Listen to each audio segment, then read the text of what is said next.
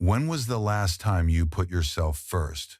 Not your job, not your responsibilities, just you. What if the reason you're exhausted isn't because you're doing too much, but because you're doing everything for everyone but yourself? And here's a tough question. How long will you keep living like that before your own life slips through your fingers? Stop for a moment, breathe, think. In a world that constantly demands your attention, when was the last time you actually gave any of it to yourself? We live in an age of endless noise where success is falsely defined by how busy you are, how many tasks you juggle, how quickly you respond to every message, every request, every demand. You're taught that being available 24/7 is noble, that saying yes to everything makes you valuable. But here's the truth. No one tells you if you don't prioritize yourself, no one else will. You'll become invisible in your own story, a background character in a life that's supposed to be yours. This video is your reminder to reclaim that story, to refocus on what truly matters yourself. With Stoicism as our guide, you'll learn how to block out the chaos, operate in silence, and rebuild yourself from the inside out. Because if you don't take control of your life, someone else will. So ask yourself right now, were you finally ready to wake up? Or will you keep sleepwalking through a life built by everyone but you? Let me tell you the story of my friend Gabriel.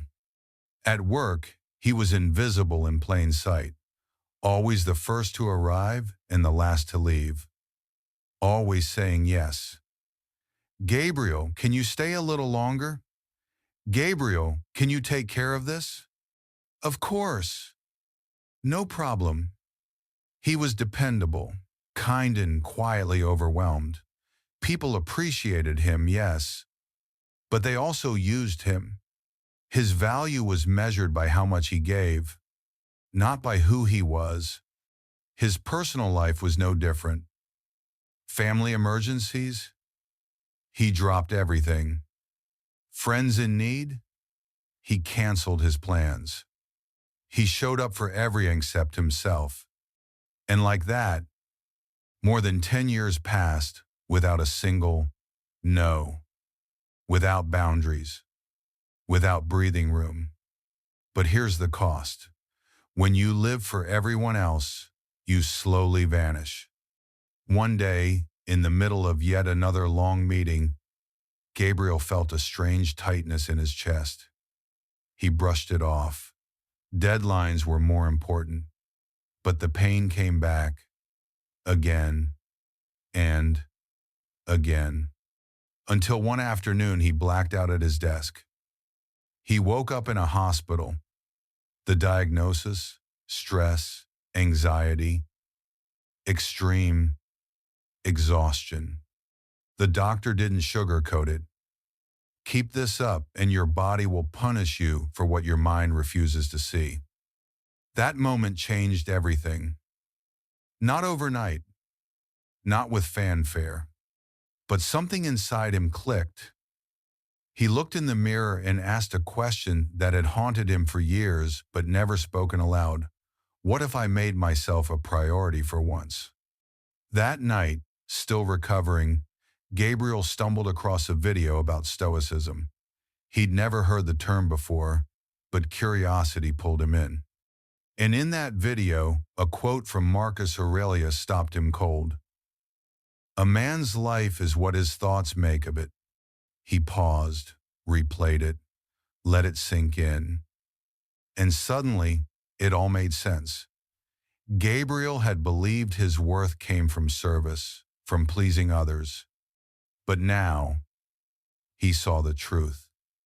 His life had become a reflection of thoughts that never prioritized him. From that moment on, things began to shift. That single quote stayed with him like a spark that ignited something deep inside, a realization that his entire life had been shaped by his thoughts. And most of those thoughts were centered around serving others, never himself. He had always believed that his worth depended on what he gave, on how useful he was to those around him, rather than on who he truly was. But in that quiet moment, something shifted. He understood that he didn't need to let other people's expectations define his life anymore. From that day on, Gabriel started to apply the principles of Stoicism, and as you can imagine, it wasn't an easy transition. Saying no for the first time felt like breaking a lifelong habit. His boss didn't take it well, and some of his coworkers, who had come to expect his constant availability, began to criticize him. Even a few close friends accused him of being selfish. But for the first time in his life, he didn't let their opinions shake him, because he had uncovered a truth that would change everything. If you don't prioritize yourself, you'll always be an option for others, but never your own. Today, Gabriel's life looks different. He still works hard, yes, but at a pace he controls. He still helps people, but not at the expense of his own peace and health. He has made himself a priority, and in doing so, discovered something powerful. When you're balanced within, you can give generously without draining yourself in the process. And this isn't just Gabriel's story. It's the story of countless people who have spent years, maybe even decades, putting everyone else first, forgetting that their life belongs to them, not to their boss, not to their family, not to their friends, but to them alone. So let me ask you, how many times have you said yes when your heart was screaming no? How often have you set your needs aside just to avoid disappointing someone else?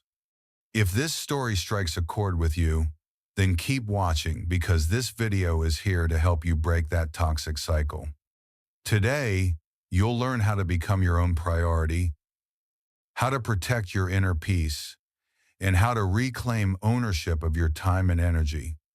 Because the truth is, no one else is going to do it for you.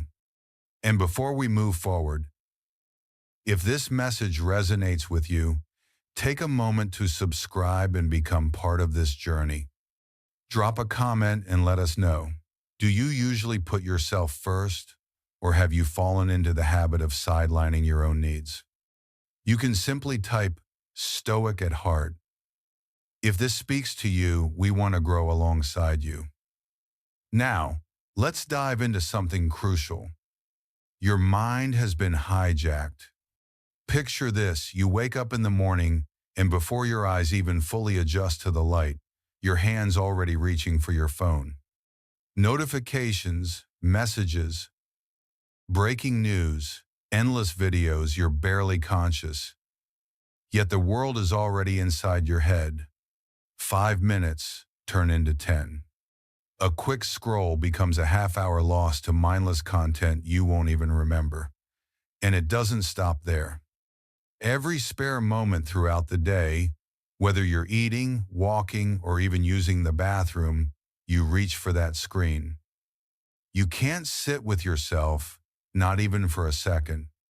My friend, I know this is hard to hear, but your attention has been stolen. Your focus, like a pie, has been sliced and served to everyone but you, to social media, to the news, to marketers and algorithms. They're all feasting on your mind. So if your attention has been hijacked by the endless noise of modern life, what can you do about it? How do you begin to reclaim your focus before there's nothing left for you? That's exactly what we're diving into now. Picture this: the world around you, sitting at a giant table, knife and fork in hand, each one ready to grab a piece of your mental energy. They don't care if you're left exhausted. They don't care if you lose sight of your goals. All they want is to keep you scrolling, keep you distracted, keep you consuming, until you've got nothing left to give. They're not interested in your peace of mind or your dreams. They just want your attention minute by minute, hour by hour, until your entire day is gone. And the scary part? You've probably gotten so used to it that you don't even notice. You think, I'm in control. But are you really? Epictetus warned us about this centuries ago. He said, "If someone tried to hand over your body to a stranger, you'd be furious. Yet, you hand over your mind to anyone who comes along." And that's exactly what's happening. Every scroll, every click, every mindless moment spent lost in notifications is another inch of your mind being handed over. So let me ask, when was the last time you went a full day without checking your phone? Can you remember the last time you sat down to focus on something important without reaching for your device every 2 minutes? The truth is, you're not in control. They are. And while your attention is being pulled in 1,000 directions, your progress stands still. But here's the good news: it's not entirely your fault.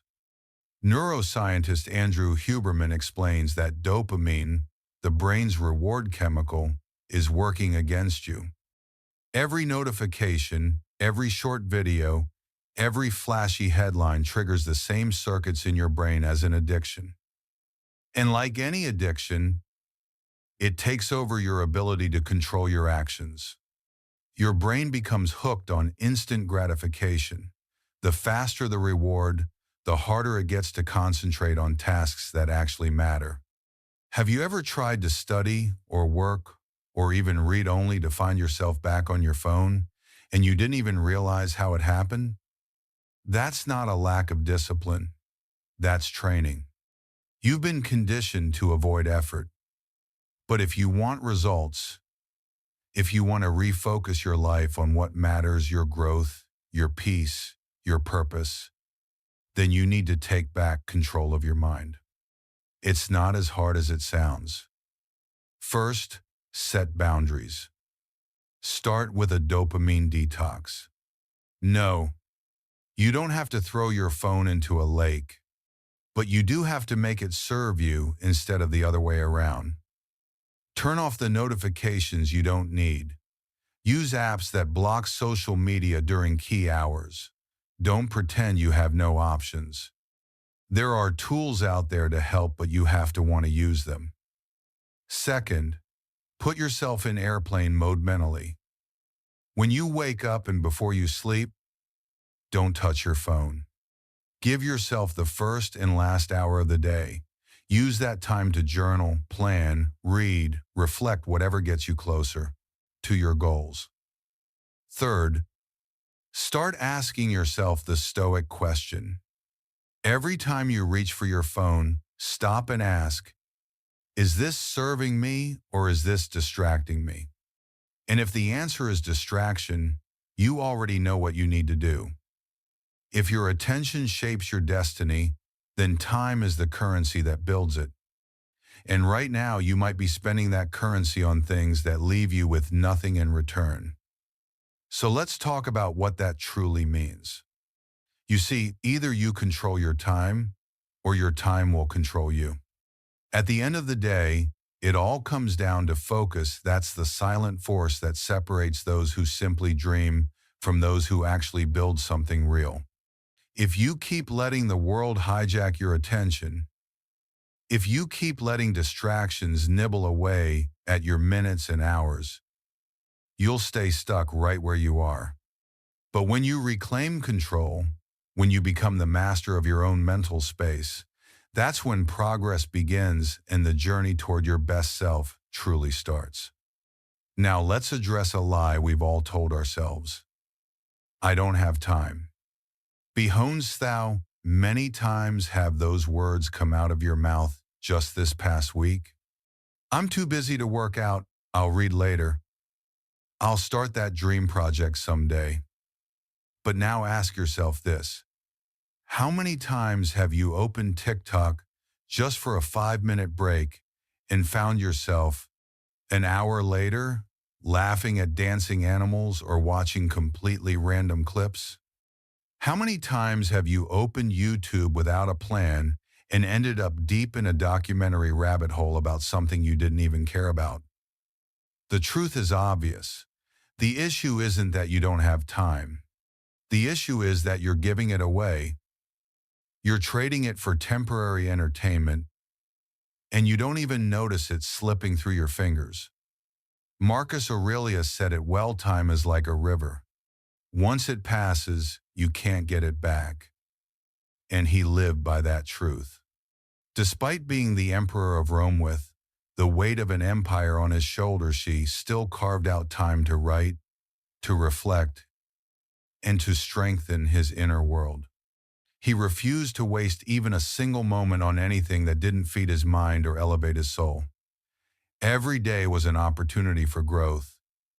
Meanwhile, our modern society is drifting. A study from the University of California revealed something shocking. On average, people waste 3 hours every single day on unnecessary distractions. That's not just a minor leak in your schedule. That's a flood. 3 full hours gone. And where does that time go? Not into things that matter, not into meaningful work or self-care. It disappears into mindless scrolling, compulsive phone checking, bouncing between tabs, or getting dragged into pointless conversations. Add that up over a year and what do you get? Over 1,000 hours completely wasted. Imagine what you could do with that time. You could have learned an entirely new language. You could have read dozens of books. You could have started a business. But instead, most people don't even realize what's being lost. Then one day, they wake up, look around, and wonder why their life hasn't changed. So if you're serious about building the life you want, the time to act is now. Reclaim your time. Guard it like treasure. Invest it only in what truly matters you. Picture this: you decide to learn web design. You know it's a valuable skill, one that could unlock freedom and maybe even help you launch your own business. You start strong, you're excited, and the vision of your future is clear. You see, once you commit to using your time wisely, the real challenge begins not with the decision itself, but with the consistency that follows. So picture this: you've enrolled in a great course, you're excited to learn a new skill, and your future looks promising. But reality kicks in. After a long, exhausting day at work, you finally get home. You think about starting that course just for a moment, but instead you collapse onto the couch, promise yourself a quick rest, and instinctively reach for your phone. A couple of harmless videos later, you're down a rabbit hole. Before you realize it, the night is gone and you've made no progress.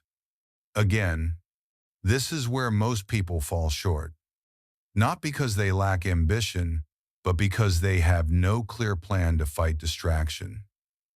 That's why you need a simple, effective strategy that helps you stay on track without overwhelming you.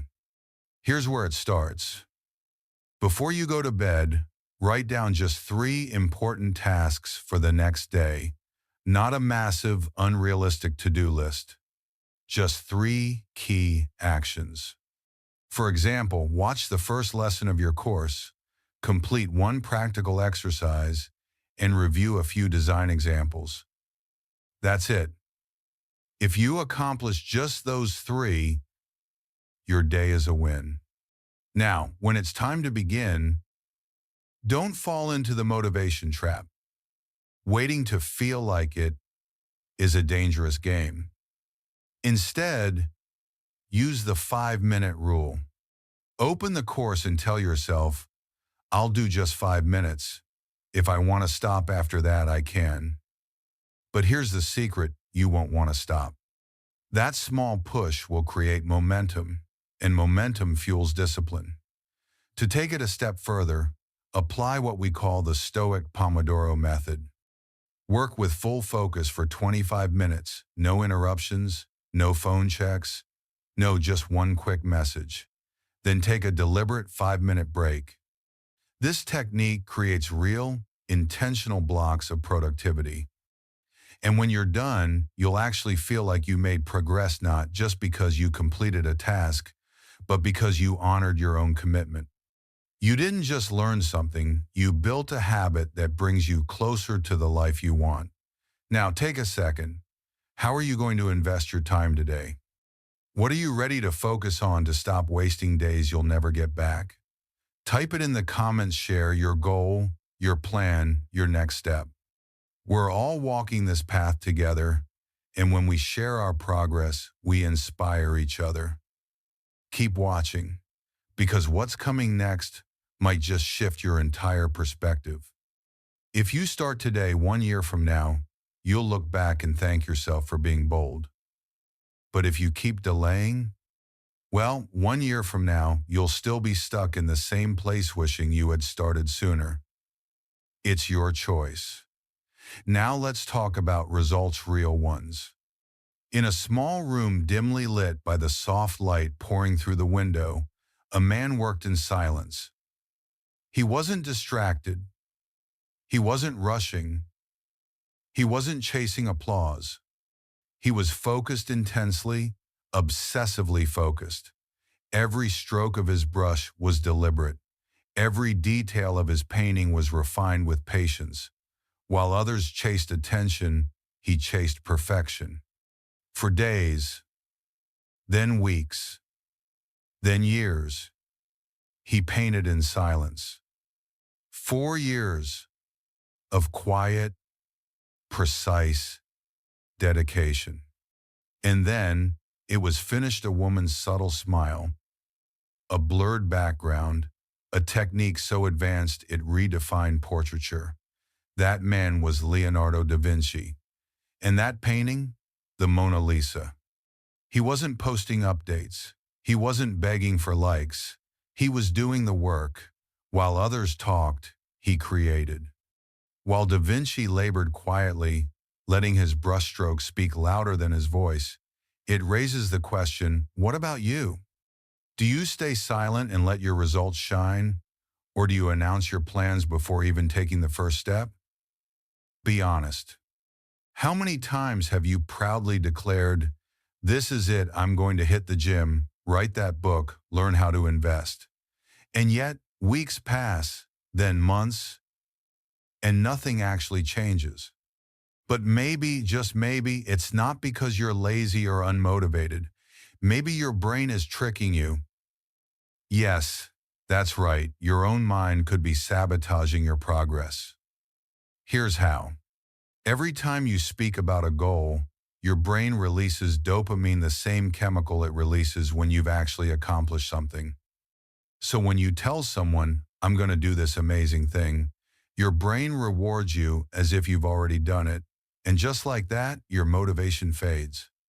You haven't moved an inch, but your mind already feels satisfied. That's why so many people love to talk about their dreams, but never chase them. They crave recognition, not transformation. But some people knew better. Take Epictetus, for example. He said, don't boast about what you're going to do it and let it show. He didn't look for likes or applause. He lived by action, not announcements. He didn't waste time explaining his next move. He let the results reveal themselves. So, how many times have you fallen into this trap? You say you're going to get fit. You go out and buy new workout clothes. You post a picture. Everyone comments, you got this. You feel good. You feel seen. But when it's time to actually go to the gym, your motivation is gone. Your brain already had its celebration without doing any of the work. And this pattern repeats. Whether it's learning a new language, launching a business, or breaking a bad habit, talking too much about it can freeze you in place. So here's your new approach. Let the results speak. First, go into stealth mode. Don't tell people what you're planning. Instead, let them witness what you've already done. Don't say you're going to write a book, just write it. And one day, hand someone the finished manuscript. Don't say you're transforming your body, just show up one day and let them notice for themselves. Second, build your own reward system. Yes, it's natural to want motivation, but focus on private victories. Celebrate when you hit your goals, even if no one else is watching. Smile to yourself when you complete a week of focused effort or when your side project finally starts to take shape. That internal pride is far more powerful than hollow compliments. And finally, do the mirror test.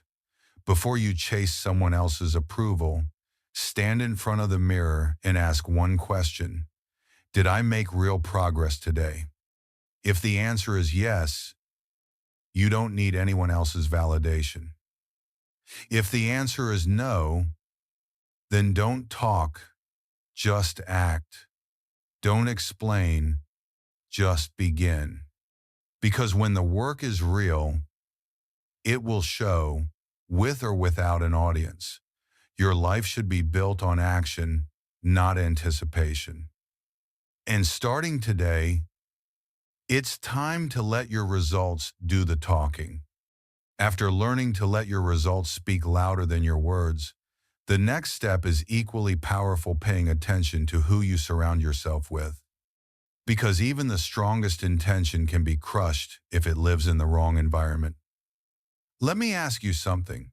What if your chances of success were determined 95% by the people you spend the most time with? Sounds dramatic, right? But a long-term study from Harvard confirmed exactly that. Your social circle plays one of the biggest roles in whether you succeed or remain stuck. And really, if you think about it, it's not that surprising. Imagine this: if your closest friends spend their days complaining, talking about the drama of the week, blaming everything but themselves, and never taking responsibility, what kind of energy do you think you're absorbing? Over time, whether you like it or not, that mindset becomes your own. Our brains are wired to mirror what they're exposed to most often. That's not superstition, it's neuroscience. And if those around you are always stuck in their comfort zones, fearful of change, resistant to growth, you'll slowly start lowering your standards to match theirs. The Stoic philosopher Seneca saw this clearly. He once said, "We become those with whom we associate." Imagine if Seneca had spent his time in ancient Rome surrounded by people who only cared about partying, wasting money, or avoiding self-reflection. Would he have become the wise figure we study today? Probably not. He chose his circle carefully. He surrounded himself with thinkers and visionaries. And you must do the same. As Daniel Habib puts it bluntly, surround yourself with spiritual giants, not mental dwarfs. He's not talking about haze, talking about depth. Spend time with people who think big, who want more from life, who inspire you to be better. Their presence alone can shift your standards. On the flip side, being around people who are stagnant, who lack ambition or curiosity, is like trying to swim with a stone tied around your neck. It drags you down, slowly but surely. Picture yourself trying to change. You've set goals, you've made a plan, and you're ready to grow. But every time you mention a new habit or project, someone laughs. You? Going to the gym? Don't overdo it. You share your dream, and they respond, be realistic. That won't work. Their doubts creep into your mind until they become your own. But this doesn't mean you have to cut everyone out of your life overnight. This is about awareness. Start noticing who energizes you, who challenges you, who believes in something bigger. Spend more time with them. And if you don't know anyone like that in real life, go find them. Join communities, go to events, watch videos, and listen to podcasts from people who live the life you want to create. The energy you consume matters just as much as the air you breathe. And here's the hard truth: you also need to say no. No to spending your weekends with people who drain you. No to conversations that go nowhere. No to those invisible chains that keep you playing small, because until you protect your environment, your growth will always be at risk. After realizing how much your environment shapes your thoughts and direction, it's time to take an even closer look at your habits, your space, and especially your mind. Because if you don't intentionally choose what to let in, your mental space becomes a chaotic storage room for everything and nothing at once.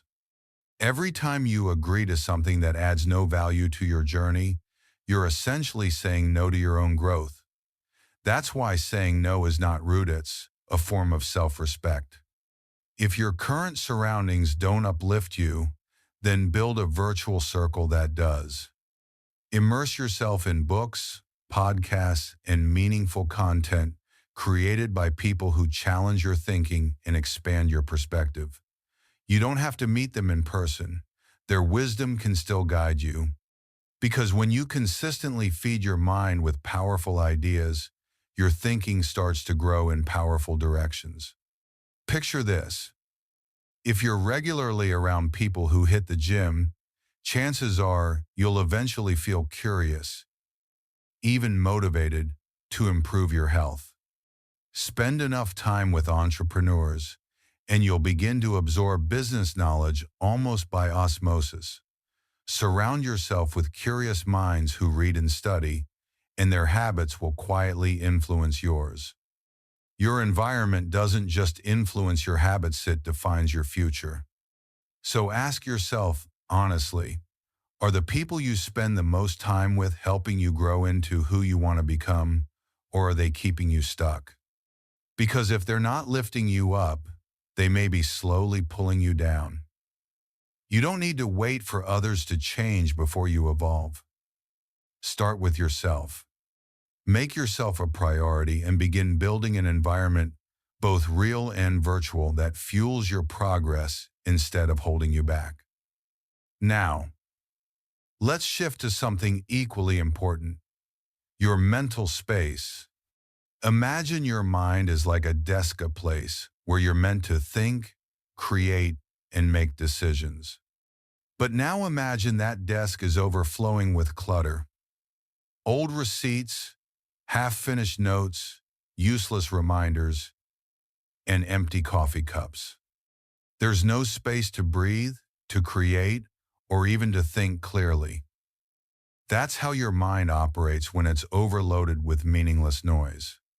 Every time you consume clickbait headlines, angry comment threads, or gossip that doesn't involve or benefit you, boom, another crumpled piece of paper hits your mental desk. Another distraction.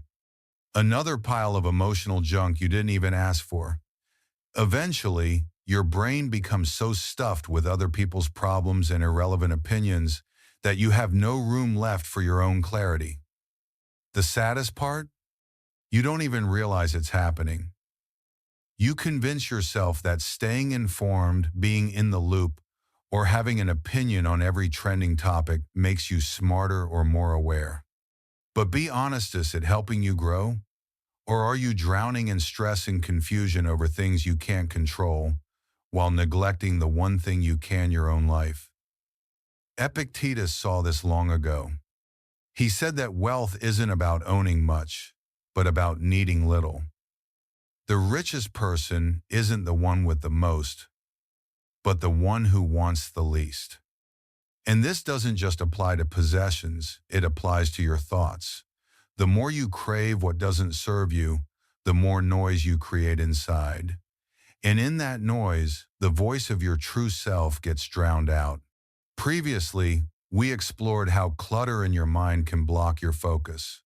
But there's another source of chaos that's just as damaging: the flood of negativity you let into your head the moment you wake up.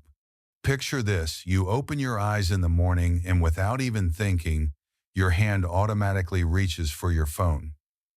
You unlock it and immediately scroll through your feed. The first thing that hits your screen? A heated argument over politics on X or Twitter. It's loud, aggressive, and chaotic. You don't even realize it, but your mind is already taking in the tension. Then, you flip over to Instagram. There, someone is posting glossy photos of their picture-perfect life. Their morning coffee is better than yours, their skin looks flawless, their smile effortless, and suddenly you feel behind. Meanwhile, your own bed is still unmade, and the day hasn't even started. Next comes the news. One headline screams about a global recession. Another warns about war or disaster in a country you've never even been to. You haven't moved from bed, but emotionally, you've already run a marathon. The truth is, while your body is still, your mind is spiraling, hijacked by issues far beyond your control. That overwhelming stress, that creeping anxiety, it doesn't mean the world is out of control. It means your focus is. This exact realization hit Matt Davella, a content creator who once felt overwhelmed by the endless stream of bad news. He noticed how much time and energy it was stealing from his day, so he made a radical decision. 1 full year without watching or reading the news. No television, no newspapers, no social media updates. He even asked his wife not to share any headlines with him. The result was eye-opening. His anxiety dropped, his concentration returned, his creativity bloomed. And you know what? He didn't miss a single important event. The major news still found him, naturally, without effort. He proved something powerful: being disconnected doesn't mean being uninformed. It means choosing peace over panic. So, how can you protect your focus in a world that thrives on distraction? First, apply the 3-filter rule. Before you let anything take up space in your mind, ask yourself, does this affect me directly? Can I do something about it? Is this relevant to my life? If the answer is no to all three, let it go. Why carry burdens that were never meant for you? Most people live with secondhand stress worries handed down by the media or social networks. Next, reduce your news intake. You don't need to be plugged into every global crisis in real time. Your brain wasn't built to process the weight of the entire world every day. If something truly important happens, it will reach you eventually. You won't be left in the dark. Finally, surround yourself with content that builds you up. Choose books, videos, or podcasts that teach you, challenge you, or inspire you to grow. Your brain craves meaning, so stop feeding it junk. Invest your time in learning, in skill building, in quiet thinking. Now take a moment.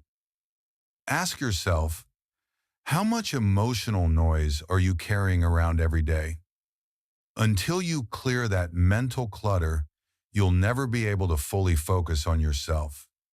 The clarity you seek doesn't come from knowing everything about the world. It comes from mastering the one thing that matters most: your own mind. After decluttering your mind and letting go of what doesn't serve you, the next step is even more powerful: leaning into discomfort. So tell me, when was the last time you did something that truly pushed you out of your comfort zone? And no, I don't mean choosing a new Netflix show or trying a slightly different dish at your favorite restaurant. I mean something real, like speaking in front of a crowd, even though your hands trembled, waking up at 5 in the morning to work on a dream that matters deeply, or facing a fear you've been avoiding for years. That kind of discomfort, the one that ties your stomach in knots and makes your heart race, that's the discomfort that leads to growth. Most people see discomfort as a stop sign, something that signals danger and demands retreat. But that's the wrong lens. Discomfort is not a barrier, it's a compass. It's a signal that you're heading in the right direction. Every ounce of doubt, every tough decision, every moment of emotional friction, it all means you're moving forward. Because if you never feel that tension, then it likely means you haven't even taken your first real step. And let's be honest, you avoid discomfort, don't you? How do I know? Because we all do. We crave comfort. We chase safety. We desire change without sacrifice, results without struggle, strength without resistance. But the Stoics would tell you otherwise. Epictetus himself might lean in and whisper, "Don't wish for things to be easier, wish to become stronger." They knew that discomfort was never the enemy. It was the furnace where character is forged. It was never about escaping. Pain it was about embracing challenges, knowing that each trial makes you more resilient. The problem isn't that life is too hard. The problem is that you're waiting for the perfect conditions before taking action, and that moment never comes. Look at David Blaine, the illusionist. When he set out to break the world record for holding his breath, he wasn't born with any magical ability. He wasn't a superhuman. He simply trained relentlessly. Day by day, he pushed his limits, teaching himself to endure the panic, slow his heart rate, and stay calm when everything inside him screamed otherwise. And after enduring unimaginable discomfort, he succeeded 17 full minutes without oxygen. He didn't inherit that strength, he built it. And so can you. Science backs this up. Neuroscientist Wendy Suzuki explains that when you face discomfort, your brain literally rewires itself. New neural pathways form, stronger circuits develop, and over time you become more capable, more grounded, more powerful. But the opposite is also true. If you keep avoiding effort and always opt for the easy way out, you're training your mind to give up before the real work even begins. So, which road will you take? The safe, familiar one that leads nowhere? Or the one that makes you sweat, tremble, and grow? Discomfort isn't going to knock on your door, it's waiting out there, just beyond the edge of comfort. You have to go find it. After embracing discomfort as a path to strength, it's time to turn that mindset into action. So, what if you just woke up a little earlier? What's the worst that could really happen? You gain a few more minutes for yourself before the rush of the world kicks in? Try ending your shower with a blast of cold water just 10 seconds? Think you can't handle it? Spoiler, you can. Try reading a page in a foreign language, even if it frustrates you. That message you've been hesitating to send? Go ahead and send it now. Because at the end of the day, it doesn't matter what exact challenge you choose. The point is to stop running away from effort. Because the more often you confront discomfort, the stronger and more capable you become. You need to learn how to tell the difference between real pain and the stretch of growth. Quitting just because something is hard is not the same as walking away from something genuinely harmful. Pain from effort is temporary and often necessary, but the regret of never trying, that sticks with you forever. And here's something even more powerful: try being grateful for discomfort. Yes, it sounds counterintuitive. Yes, it's hard, but it works. When you feel that pressure, instead of complaining or avoiding it, try thinking, "This is helping me grow. This is a signal that I'm moving in the right direction." Every obstacle, every friction, point it all adds to your strength if you let it. Replace complaints with quiet gratitude, because every time you power through something uncomfortable, you're choosing to bet on yourself. You're reinforcing your self-discipline. You're building momentum toward the life you truly want to live. So tell us, what's the last thing you did that pushed you out of your comfort zone? Share your experience. Your story might be the one that inspires someone else to stop running from their own discomfort. Now, let's go deeper, because there's another hidden truth that most people miss. Not everything deserves your energy. Let me tell you a story that might just shift your perspective. There was once an old man who lived in a quiet village, known by everyone for his unwavering calm. No matter what happened around him, he never lost his cool. One day, a younger man, frustrated with his own messy life, approached the elder with one goal: to provoke him. Without warning, he began hurling insults. "You're a useless old man," he shouted. "Your words mean nothing. People only listen to you because they have nothing better to do." His voice trembled with bitterness, his anger spilling out like poison. But the old man didn't react. He didn't even flinch. Instead, with a small smile and a quiet voice, he asked a question. "If someone offers you a gift, but you don't accept it, who does the gift belong to?" The young man paused, confused. "To the one who offered it, I guess." The old man nodded slowly. "Exactly. And the same applies to anger, envy, and hatred. If you don't accept them, they still belong to the one who delivered them. I choose to use my energy for more important things." The young man stood silent. His fire, his rage had nowhere to go.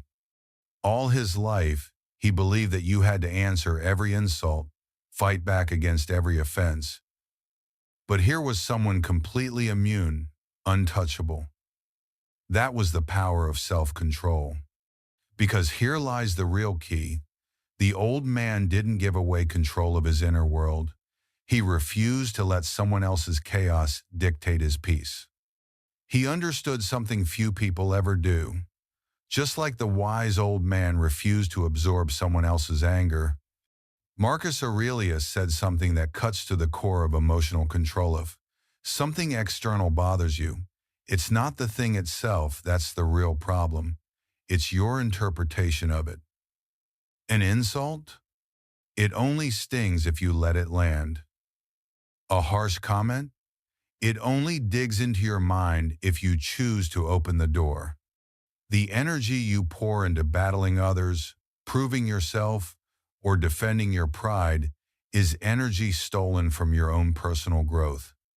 So let's be honest. How many times have you wasted time and emotion on something that, when you really think about it, didn't matter at all? You've argued with strangers online about opinions that weren't even yours. You've felt annoyed because someone parked badly or took too long in line. You let a broken elevator or a slow barista ruin your morning, even though a few extra steps or minutes never hurt anyone. And then, when you finally sit down to focus on your dreams, your energy tank is already on empty. Think of your attention like a flashlight. Wherever you shine it, that's where your energy flows. If you keep pointing it toward minor frustrations, petty conflicts, and temporary annoyances, you'll have no light left for the work, the ideas, or the growth that truly matters. So if you really want to make yourself a priority, start managing your attention like the limited, precious resource it is. First, use the 30-second rule. When something pushes your buttons, don't react immediately. Stop. Breathe. Count slowly to 30. Ask yourself, is this truly worth my time and energy? If the answer is no, let it go and move on. Second, practice what the Stoics called strategic indifference. Ignoring doesn't mean weakness, it's wisdom. Not everything deserves a response. Not every challenge needs to be met. When someone provokes you or a situation annoys you, ask, do I really need to respond to this? Most of the time, you'll find the answer is a simple no. And third, learn the art of letting go. If something won't matter in 5 years, don't waste more than 5 minutes stressing over it. Seriously pause and think. How many times have you obsessed over things that just days later you couldn't even recall? Life is too fleeting to burn energy on the meaningless.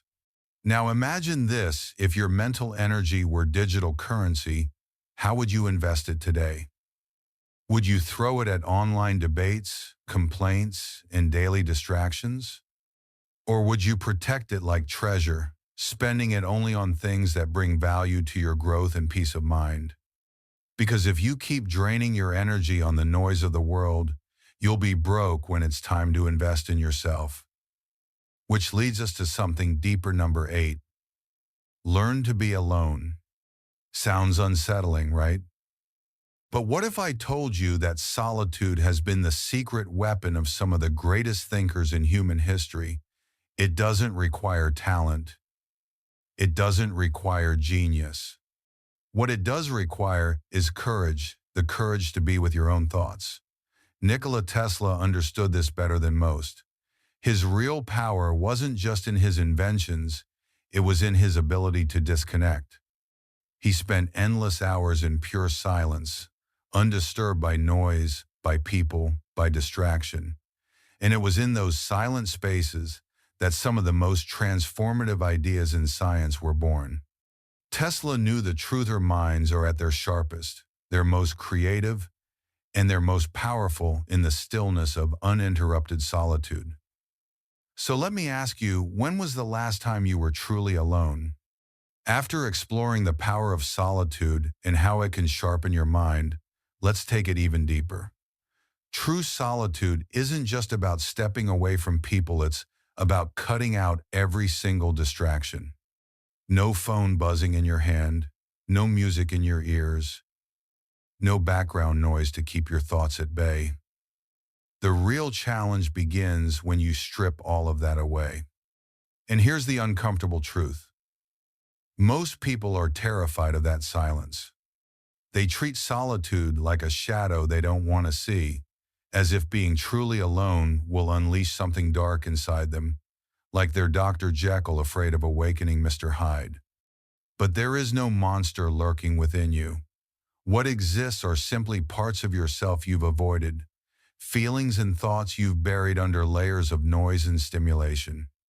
And maybe, just maybe, it's time to bring those hidden corners into the light. Ask yourself, if you don't genuinely enjoy your own company, how can you expect anyone else to? The Stoics knew this centuries ago. Seneca once wrote that nothing is more powerful than a mind that relies on itself. He wasn't glorifying isolation. He was pointing to the kind of self-sufficiency that sets you free. If you constantly need validation, if you can't bear silence, if you fear being alone with your thoughts, then you're not free at all. You're just another prisoner, shackled by distraction. And that's not just philosophy, it's science. In a study from the University of Virginia, participants were given a seemingly simple choice: sit in silence with their own thoughts for 15 minutes or deliver electric shocks to themselves. The results? Most people chose the shocks. Yes, you heard that right. They preferred pain over peace. Why? Because facing their own thoughts in silence was more terrifying than physical discomfort.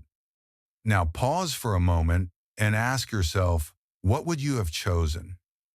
We live in a world where being alone is often seen as something sad or strange. You see someone dining solo, and the immediate reaction is pity. Poor guy, must have no friends. But what if that person simply enjoys their own presence, feels complete without needing anyone to fill the silence? What if solitude is not a curse, but a form of strength? If you never learn to be alone, you will never make yourself your priority. You'll always be chasing approval, waiting on someone to call, scrolling endlessly just to feel something. And the more you avoid being alone, the more afraid you become of what you might discover in that silence. So here's your challenge tree: a silent day. Dedicate one full day to yourself without outside distractions. Turn off every notification. Leave your headphones at home. Take a walk with nothing but your thoughts. If you've never done this before, it might feel awkward or even unsettling. But that discomfort is where transformation begins. Want to level up? Do something in public completely alone. Go see a movie by yourself. Sit alone at a cafe. Take a solo weekend trip. As you do these things, pay close attention to how you feel. At first, it might feel foreign, even uncomfortable. But over time, something shifts. You start realizing that solitude isn't lonely, it's liberating. And here's the truth. Once you learn how to truly be alone, you'll find that being with people becomes a schwasano, a need. But if solitude feels unbearable, it's time to ask yourself the harder questions. Who am I when no one is watching? Can I sit with myself without flinching? Am I truly content in my own skin? Or am I just using constant noise to avoid hearing what's really inside? Learning to be alone isn't a punishment. It's a gift. Because once you genuinely enjoy your own company, you stop craving approval. You stop seeking validation in likes, comments, and constant conversation. And for the first time, you become whole not because others see your worth, but because you finally do. After learning to embrace solitude and finding strength in your own presence, the next step is to turn inward and develop the most powerful tool you possess, your mind.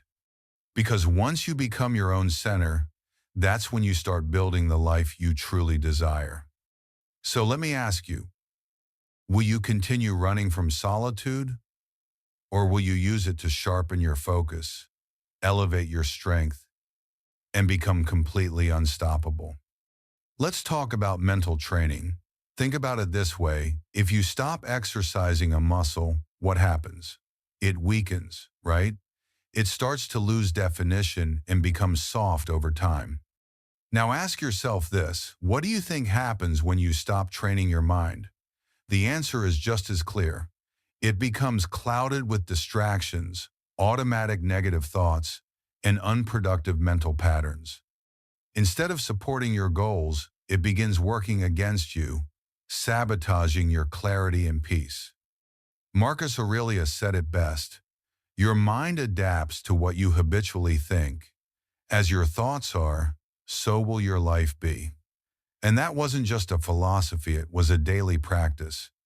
While other emperors were seduced by ego, consumed by vanity, or paralyzed by fear, Marcus trained his mind like a warrior sharpens a sword. Every single morning, he journaled. He anchored himself in principles like patience, self-discipline, and inner clarity.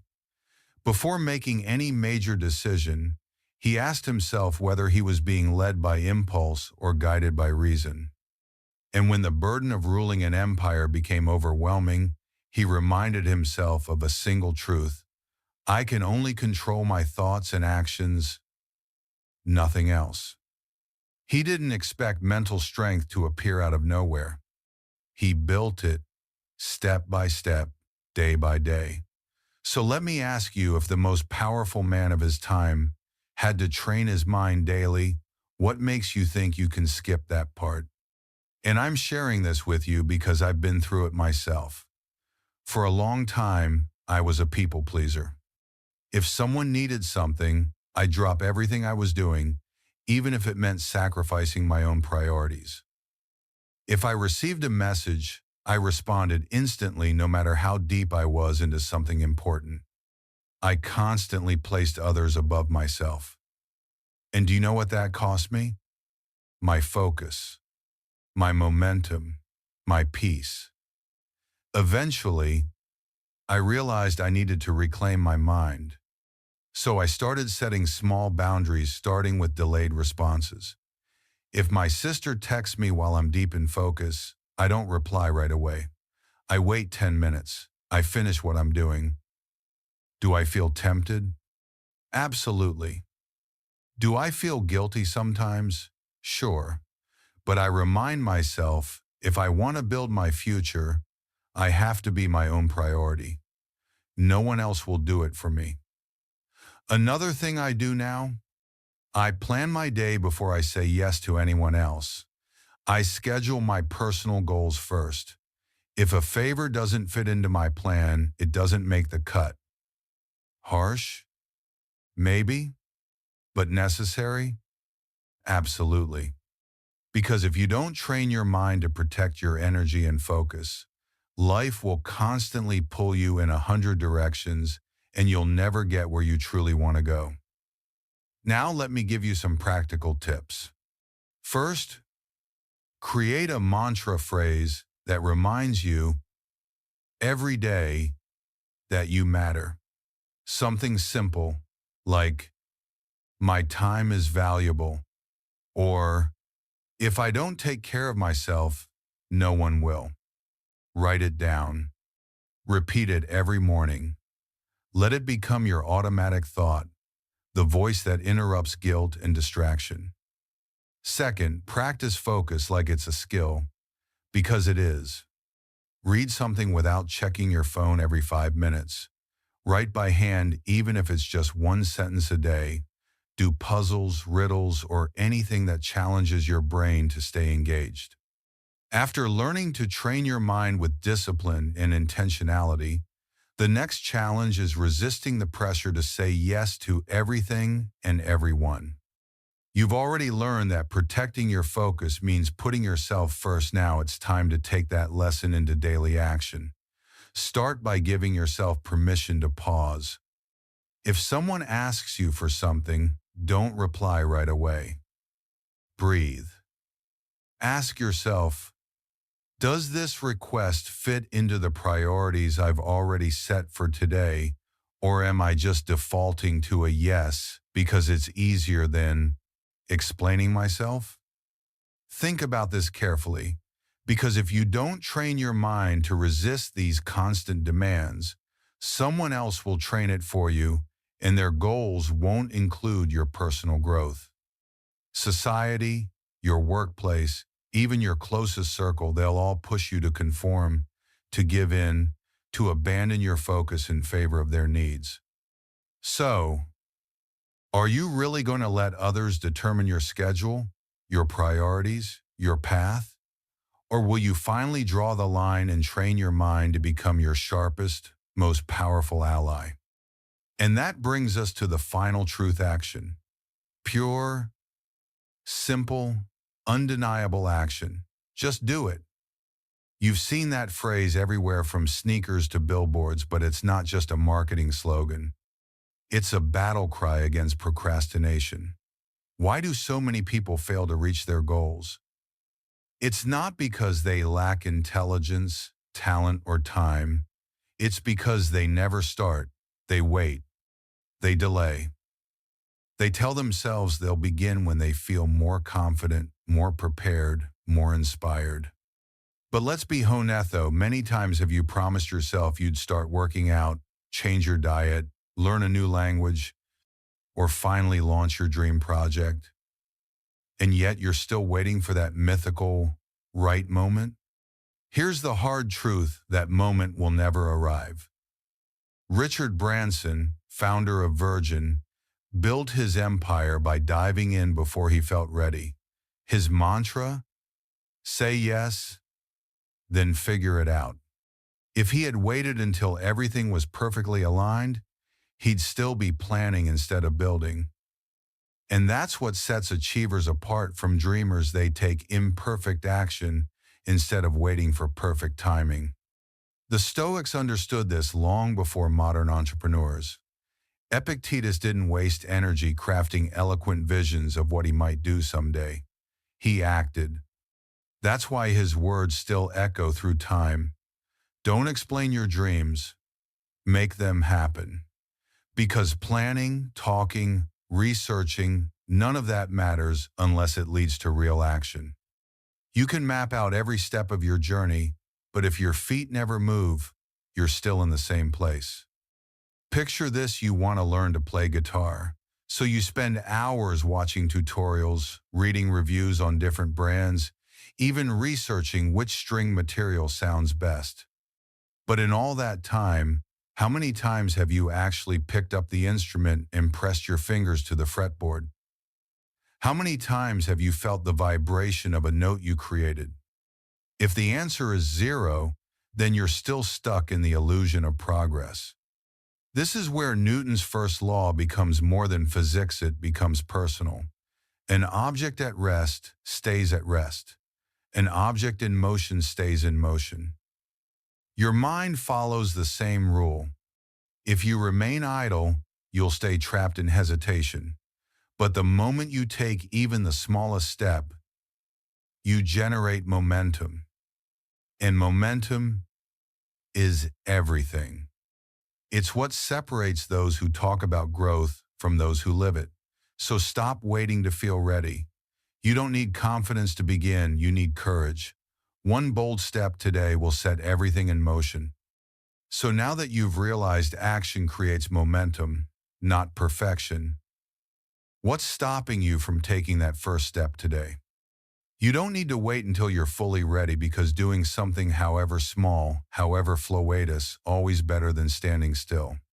If you truly want to master that instrument or start that new skill, don't get trapped in endless research.